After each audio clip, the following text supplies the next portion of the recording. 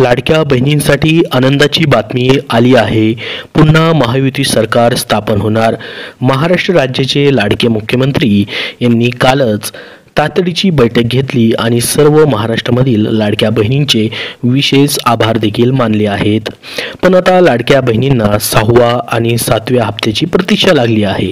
कारण की प्रचार सभेदरम्यान स्वतः मुख्यमंत्र्यांनी 6व्या हप्त्याची घोषणा केलेली होती.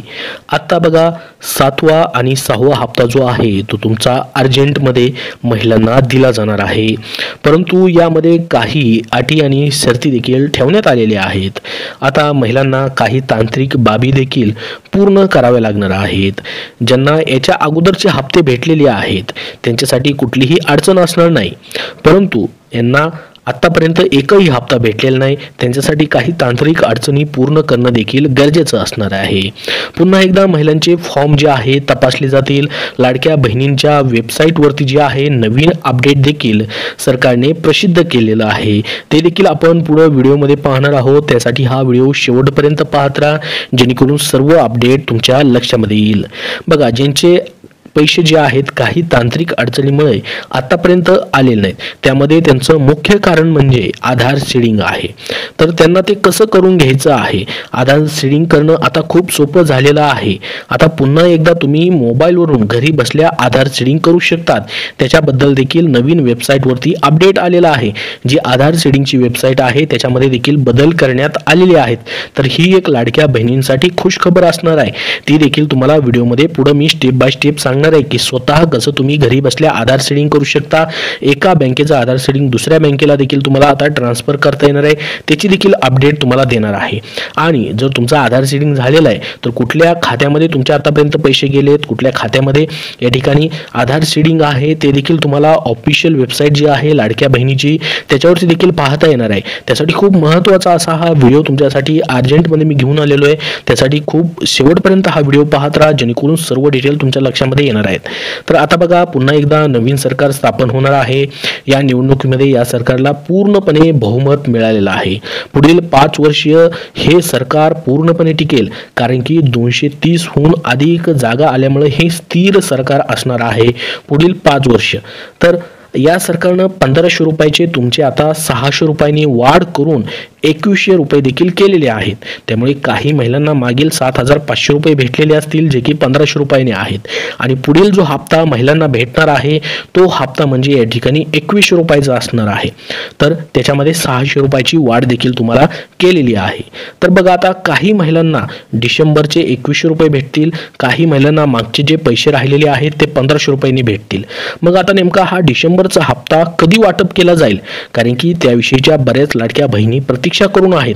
त्यांचे आतापर्यंत जे 5 हप्ते आले आहेत जुलै, ऑगस्ट, सप्टेंबर, ऑक्टोबर आणि नोव्हेंबरचे ते पूर्णपणे खर्च झालेले आहेत. तुमचे देखील खर्च झाले का आतापर्यंतचे पैसे कमेंट बॉक्समध्ये कमेंट करून सांगा. आणि तुम्ही पुढील हप्त्याची म्हणजे 6व्या हप्त्याची वाट पाहताय का तेही कमेंटमध्ये सांगा. आणि तुमच्या आतापर्यंत किती हप्ते आले तेही सांगा जेणेकरून सर्वांना ही माहिती समजेल.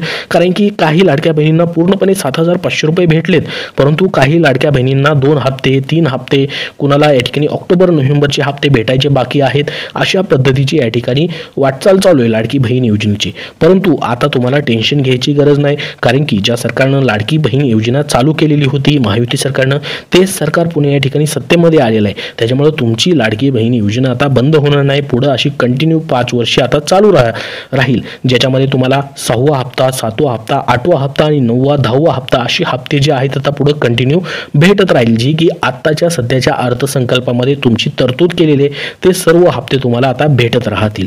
तर बघा आता कालच्या पत्रकार परिषदेमध्ये निर्णय झालेला आहे की ही योजना बंद होणार नाही, कायमस्वरूपी पुढे चालूच राहणार आहे. ही लाडक्या बहिणी योजनेसाठी अत्यंत आनंदाची बातमी आणि खुशखबर आहे. तर मग आता कोणत्या महिलांना या ठिकाणी पैसे भेटणार आणि कोणत्या महिलांना भेटणार नाहीत ते देखील आपण पाहूयात. तर बघा आतापर्यंत ज्या महिलांना 5 हप्ते भेटलेले आहेत त्या महिलांना या ठिकाणी ज्या पात्र आहेत आतापर्यंत ज्यांना पैसे भेटले ते पूर्णपणे पात्र आहेत. परंतु तुम्ही जर लाडकी बहीण योजनेची वेबसाईट चेक केली तर लाडकी बहीण योजनेच्या वेबसाईटवर तुम्हाला एक नवीन अपडेट पाहायला भेटेल ज्याच्यामध्ये बघा तुम्ही ladkibaheen.maharashtra.gov.in ही वेबसाईट ओपन केल्यानंतर अशा पद्धतीने इंटरफेस तुम्हाला दिसेल. या वेबसाईटची लिंक तुम्हाला डिस्क्रिप्शन बॉक्समध्ये मी देतोय. इथं आल्यानंतर बघा वेबसाईटवरती तुम्हाला अशा पद्धतीने हे दिसेल. त्याच्यानंतर तुम्हाला या ठिकाणी 3 रेषा दिसतील. मोबाईलमध्ये ओपन केल्यानंतर मेनूचं ऑप्शन दिसेल, ज्याच्यामध्ये पहा तुम्हाला यापूर्वी केलेले अर्ज, प्रोफाईल, लॉगआउटचं ऑप्शन दिसेल.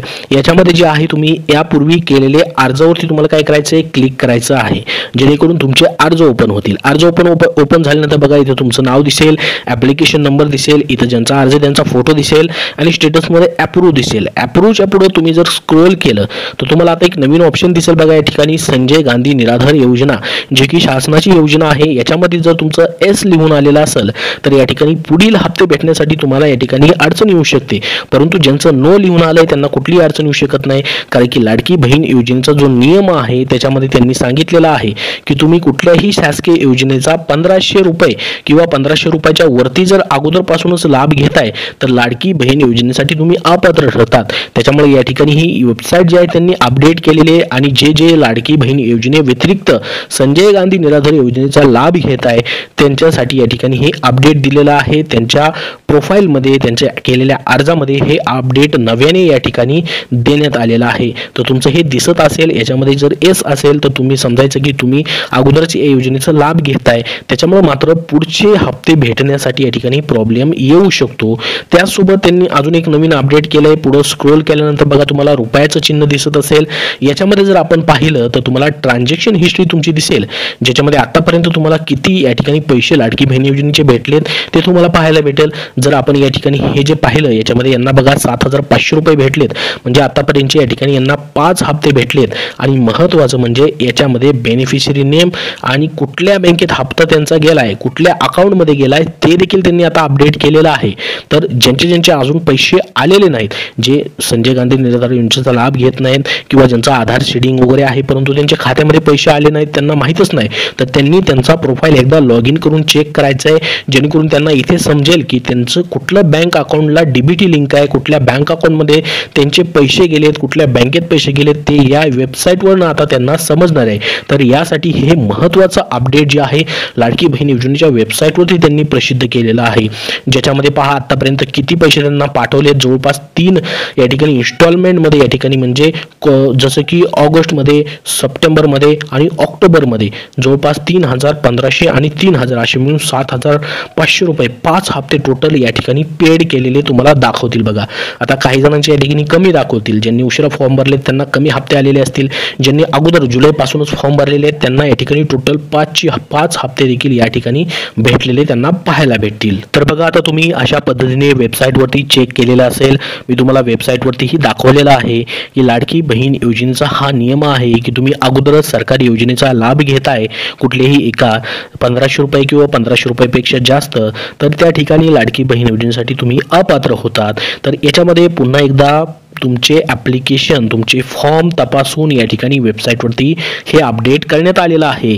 जे संजय गांधी निराधार योजनेचा लाभ घेत आहेत त्यांच्यासमोर येस किंवा नो मध्ये या ठिकाणी लिहून आलेलं आहे. परंतु ज्यांचं नो लिहून आलेलं आहे त्यांना कुठलेही टेन्शन घ्यायची गरज नाही, त्यांचे पुढचे सर्व हप्ते त्यांना भेटून जातील. आणि हे सरकार आता पुढील 5 वर्षे कंटिन्यू राहणार आहे, स्थिर सरकार असणार आहे. त्याच्यामुळे तुम्हाला पुढचे 5 वर्ष हे संपूर्ण लाडकी बहीण योजनेचे हप्ते येतच राहणार आहेत. त्यामुळे आता पुढचे 5 वर्ष तुम्हाला 1500 रुपये नाही तर ज्याच्यामध्ये 600 रुपयाचा अजून लाभ तुम्हाला वाढवून सरकारने दिलेला आहे, त्याच्यामध्ये 2100 रुपये तुम्हाला आता भेटत राहणार आहेत. परंतु बघा बऱ्याच महिलांना पैसे आलेले आहेत, तुमचे पैसे आलेले असतील तर कमेंट बॉक्समध्ये कमेंट करून नक्की सांगा. तुम्हाला 6वा हप्ता देखील भेटून जाणार आहे, ज्यामध्ये स्वतः मुख्यमंत्र्यांनी सांगितलेलं आहे की 6वा हप्ता निवडणुकीच्या निकालानंतर आम्ही नवीन सरकार स्थापन झाल्यानंतर वाटप करणार आहोत. बघा आतापर्यंत तुम्हाला 5 हप्ते जे आहेत भेटलेत 7500 रुपये, परंतु तुमची प्रतीक्षा लागलेली आहे ती म्हणजे पुढच्या 6व्या हप्त्याची, जो की डिसेंबरचा हप्ता असणार आहे. सरकारनं याच्या अगोदर चलाखीनं तुम्हाला ऑक्टोबरचे आणि नोव्हेंबरचे 2 हप्ते दिले, कारण की सरकारला माहित होतं आचारसंहिता लागल्यानंतर आचारसंहितेमध्ये पैसे वाटप करता येत नाहीत, कारण की आचारसंहितेमध्ये कुठल्याही शासकीय योजनेचा लाभ देता येत नाही, शासकीय योजनेचा चालवता येत नाही. त्याच्यामुळे त्यांनी तुम्हाला ऑक्टोबरमध्ये नोव्हेंबरचे म्हणजे या चालू महिन्याचे देखील 1500 रुपये वाटप करून टाकले होते आणि ऑक्टोबर नोव्हेंबरचे मिळून ॲडव्हान्समध्ये तुम्हाला असे 3000 रुपये या ठिकाणी ऑक्टोबरच्या 10 तारखेच्या अगोदरच या ठिकाणी खात्यामध्ये जमा केलेले होते.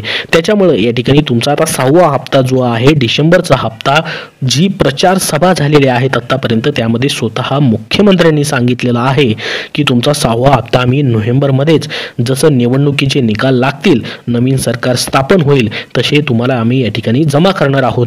तर आता याच्याबद्दल तुमचे हप्ते जे असणार आहेत 26 किंवा 25 तारखेनंतर, 26 तारखेनंतर किंवा 25 तारखेनंतर नोव्हेंबरच्या या शेवटच्या आठवड्यामध्ये कधीही तुम्हाला पुढचा हप्ता जमा होऊ शकतो. पुढच्या हप्त्यामध्ये जी की डिसेंबरचा हप्ता आहे, डिसेंबर सोबतच तुम्हाला जानेवारीचा हप्ता देखील भेटू शकतो. नवीन वर्षाच्या तोंडावरती सरकार निर्णय घेऊ शकतं लाडक्या बहिणींना खुश करण्यासाठी. दोन्ही हप्ते तुम्हाला नवीन वर्षाची भेट म्हणून एकत्रित दिले देखील जाऊ शकतात, किंवा एकच हप्ता जो असणार आहे तुमचा डिसेंबरचा 2100 रुपयाचा भेटू शकतो तुम्हाला. परंतु आता ज्यांचे बघा, अजून महिलांना, काही महिलांना पैसे देखील आलेले नाहीत. बऱ्याचशा महिला, जवळपास 40 ते 50% अशा महिला आहेत की ज्यांना एकही रुपया आलेला नाही. काही महिलांना बरेच हप्ते आलेत, तर काही महिलांना त्याच्यामध्ये 5 हप्त्यापैकी काही महिलांना 4 हप्ते आलेत, कुणाला 2 हप्ते आलेत, कुणाला 3 हप्ते आले आहेत. मग त्यांचं पैसे न येण्याचं मुख्य कारण म्हणजे या ठिकाणी त्यांनी उशिरा फॉर्म भरलेले असतील. परंतु ज्यांना एकही हप्ता आलेला नाही, त्या महिलांचं मुख्य कारण म्हणजे त्यांचं या ठिकाणी आधार सीडिंग जे आहे, म्हणजे हे टेक्निकल प्रॉब्लेम आहे. आधार सीडिंग ज्यांचं झालं नाही त्यांचं देखील बऱ्याचशा महिलांचे त्याच्यामुळे पैसे आलेले आहेत. बऱ्याचशा महिलांना आधार सीडिंग, ज्या प्रायव्हेट बँका आहेत किंवा काही गव्हर्नमेंट बँकामध्ये देखील आधार सीडिंग झालेलं नाही. परंतु आता आधार सीडिंगबद्दल देखील महत्त्वाची अपडेट आली आहे. तर बघा, आता महत्त्वाची माहिती अशी आहे महिलांसाठी, ज्यांचे पैसे आले नाहीत, त्यांचं आधार सीडिंग नसल्यामुळे पैसे आले नसतील, तर त्यांनी हे ताबडतोब काम करून घ्यायचं आहे, जेणेकरून पुढील सर्व हप्ते त्यांना या ठिकाणी मागचे हप्ते आणि पुढचे हप्ते जे आहेत एकत्रित जमा होऊन जातील.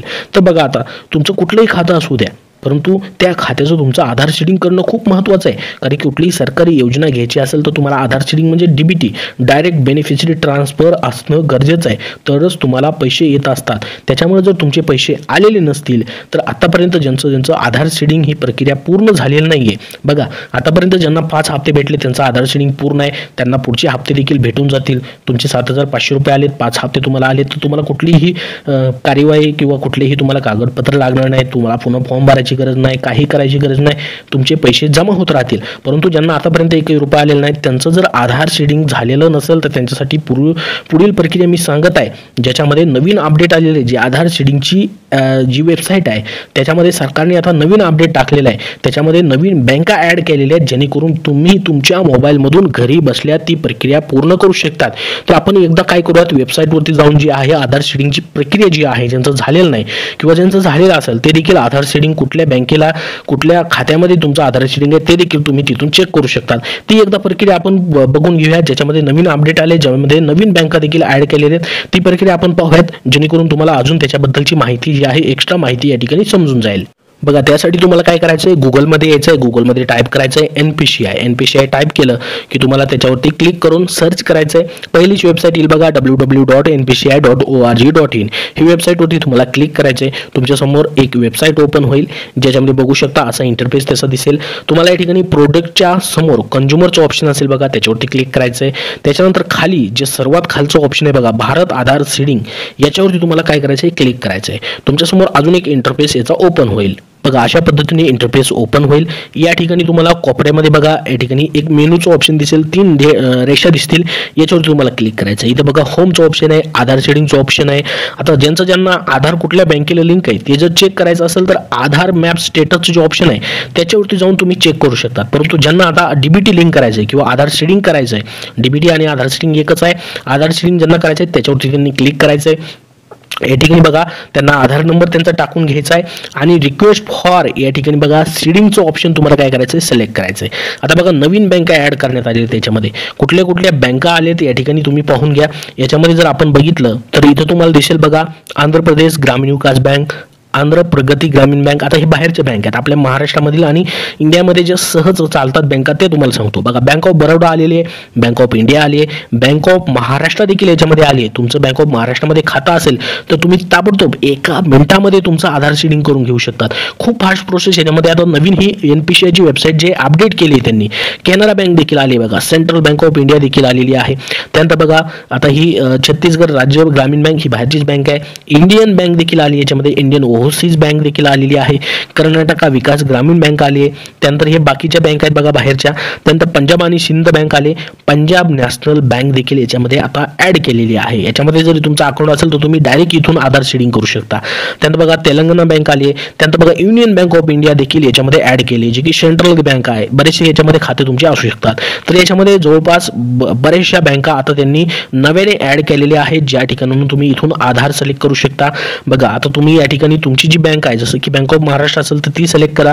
त्यानंतर तुमचा आधार शेडिंगच्या टाईपमध्ये तुम्हाला काय सिलेक्ट करायचं बघा. आता तुमचं आधार शेडिंग नसेल, तुम्हाला अगोदर आधार शेडिंग करायच्या अगोदर काय करायचं, तुमचा स्टेटस चेक करायचा आहे की कुठल्या बँकेला आधार शेडिंग आहे. जर तुमचं चालू बँकेला आधार शेडिंग असेल तर राहून द्यायचं आहे. जर चालू बँकेला आधार शेडिंग नसेल किंवा तुमचं भविष्यामध्ये कधीच आधार शेडिंग झालेलं नाहीये, कुठल्याच बँकेला नाही, तर इथून बघा तुम्हाला इथून आधार मॅप स्टेटस चेक करायचं आहे या ठिकाणावरून. ठीक आहे, तुम्ही चेक केल्यानंतर बघा तुमचं कुठल्याच बँकेला आधार शेडिंग नाही तर फ्रेश शेडिंगचं ऑप्शन सिलेक्ट करायचं आहे. जर अगोदर याच्या अगोदर तुमचं आधार शेडिंग असेल आणि ती बँक तुमची बंद आहे तर तुम्हाला काय करायचं आहे, मुवमेंट करायचं आहे. Movement from one bank to other bank, म्हणजे एका बँकेतून दुसऱ्या बँकेमध्ये तुम्ही आधार शेडिंग तुमचं इथून ट्रान्सफर करू शकता. किंवा movement with the same bank with another account, तुमचे एकाच बँकेमध्ये वेगवेगळे अकाउंट आहेत तर तेही तुम्ही या ठिकाणी हे 2 नंबरचं ऑप्शन सिलेक्ट करू शकता. किंवा तुम्हाला एका बँकेतून समजा तुमचं स्टेट बँक ऑफ इंडियामध्ये आधार शेडिंग आहे, ते स्टेट बँक ऑफ इंडियाचं अकाउंट बंद आहे, त्याच्यावरती चार्जेस वगैरे आहेत, तिथे तुम्हाला पैसे नको आहेत, तर तिथून तुम्हाला ट्रान्सफर करून घ्यायचं आधार पंजाब नॅशनल बँकमध्ये किंवा महाराष्ट्र बँकमध्ये, तर तुम्ही movement from one bank to other बँकमध्ये या ठिकाणी हे 3 नंबरचं ऑप्शन सिलेक्ट करू शकता. त्यानंतर तुमचा अकाउंट नंबर इथे टाकायचा. अकाउंट नंबर कुठला टाकायचा आहे, ज्या बँकेमध्ये तुम्हाला आधार शेडिंग करून घ्यायचं तो अकाउंट नंबर टाकायचा आहे. अकाउंट नंबर कन्फर्म करायचा आहे आणि इथे तुम्हाला जे टिक मार्क दिलेले ते सर्व टिक मार्क करायचे आहेत आणि तुम्हाला हा कॅप्चा टाकून काय करायचं, प्रोसीड करायचं आहे. पुढची प्रोसेस जी आहे या ठिकाणी ती म्हणजे तुमचा OTP वगैरे येईल, आधार कार्डला जो मोबाईल नंबर रजिस्टर आहे त्याच्यावरती तो OTP वगैरे टाकायचा आहे आणि एक प्रोसेसची लाईन तुम्हाला त्या ठिकाणी दाखवेल, जे की 1 मिनिटामध्ये लगेच तुमचं आधार शेडिंग एका बँकेतून दुसऱ्या बँकेमध्ये ट्रान्सफर इथून तुम्हाला करता येईल. परंतु याच्यामध्ये आता जेवढ्या बँका दाखवलेल्या आहेत याच बँकेमध्ये तुम्हाला सध्या करता येईल. याच्यामध्ये काही नवीन 2-3 बँका ऍड झालेल्या आहेत, त्या बँकेमध्ये तुम्ही करू शकता. प्रायव्हेट बँक याच्यामध्ये एकही नाही, सर्व गव्हर्नमेंट बँकांचं या ठिकाणी लिस्ट त्यांनी दिलेली आहे. एवढ्याच बँकेमध्ये तुम्ही घरी बसल्या मोबाईलमधून तात्काळ आधार शेडिंग DBT लिंक तुमचं करू शकतात. मग बघा आता तुमचं आधार शेडिंगची प्रोसेस तुम्ही करून घेतलेली आहे. ही ताबडतोब प्रक्रिया तुम्हाला पूर्ण करून घ्यायची, कारण की आता बघा पुढील 5 वर्षे तुम्हाला हे हप्ते भेटत राहणार आहेत लाडकी बहीण योजनेचे.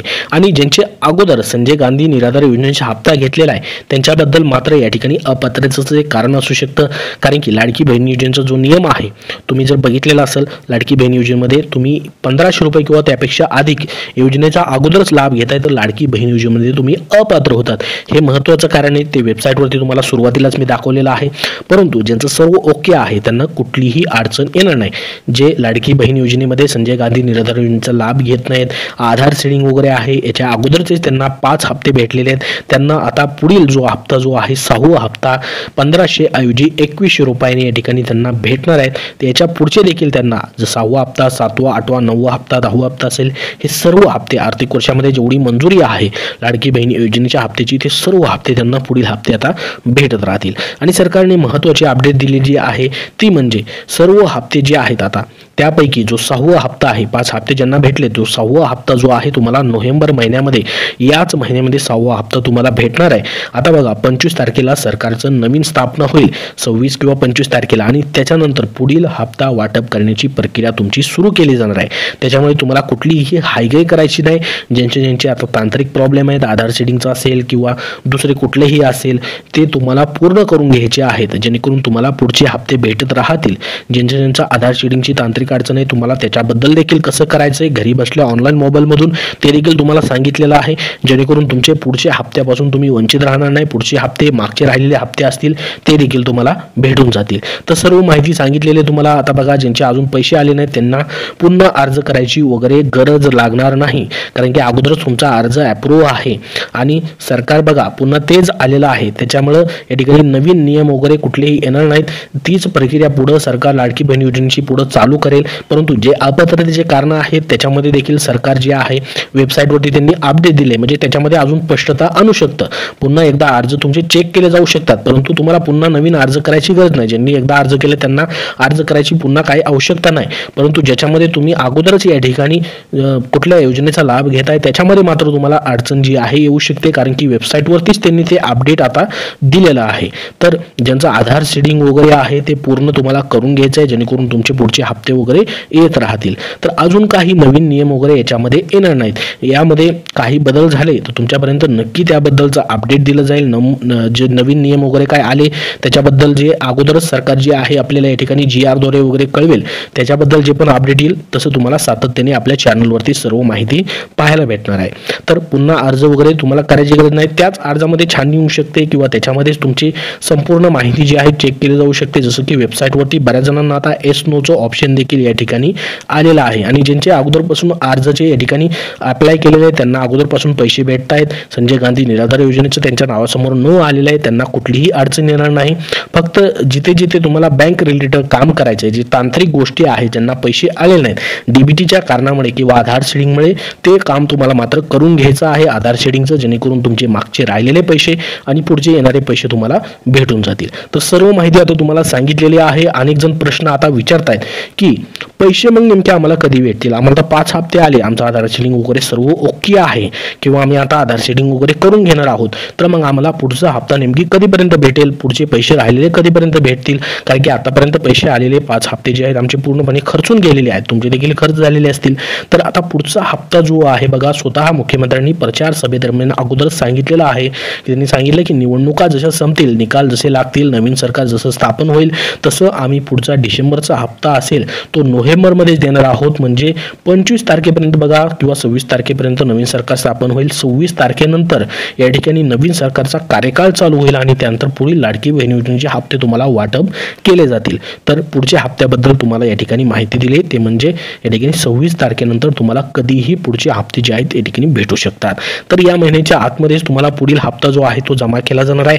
फक्त ज्यांचा आतापर्यंत पैसे आले नाही त्यांनी सर्व प्रक्रिया पूर्ण करून घ्यायची. एकदा वेबसाईटवरती चेक करून घ्यायचं, लॉग इन करून लाडकी बहीण योजनेच्या, की त्या ठिकाणी तुम्हाला कुठल्या अकाउंटमध्ये पैसे गेलेले आहेत. ज्यांना आतापर्यंत पैसे आले नाहीत ते कळलंच नाही त्यांना आलेत की नाही, ठीक आहे, त्यांनी एकदा चेक करून बघायचंय. जर आलेले नसतील तर आधार शेडिंग आहे का तेही चेक करून घ्यायचंय. नसेल तर लगेच वेबसाईटवरती जाऊन आधार शेडिंग करायचंय. जर वेबसाईटवरती तुमचं आधार शेडिंग बँक नसेल तर तुम्हाला पोस्टाचं डिजिटल पेमेंट बँकचं जे ऑप्शन आहे, पोस्टाचं डिजिटल अकाउंट तुम्हाला ओपन करून घ्यायचं आहे. लगेच तुमचं ताबडतोब त्या ठिकाणी आधार शेडिंग देखील होऊन जाईल पोस्टाच्या बँकेमध्ये, आणि पोस्ट ऑफिसच्या बँकमध्येच तुमचे मग पुढील पैसे जे आहेत त्या ठिकाणी जमा होतील. तर आतापर्यंत तुमचे पैसे आलेत की नाही कमेंट बॉक्समध्ये कमेंट करून सांगा. तुमचे पैसे खर्च झालेत का आतापर्यंत, आणि पुढील हप्त्याची तुम्ही वाट पाहताय का तेही सांगा, जेणेकरून सर्वांना ही महत्त्वाची अपडेट समजेल.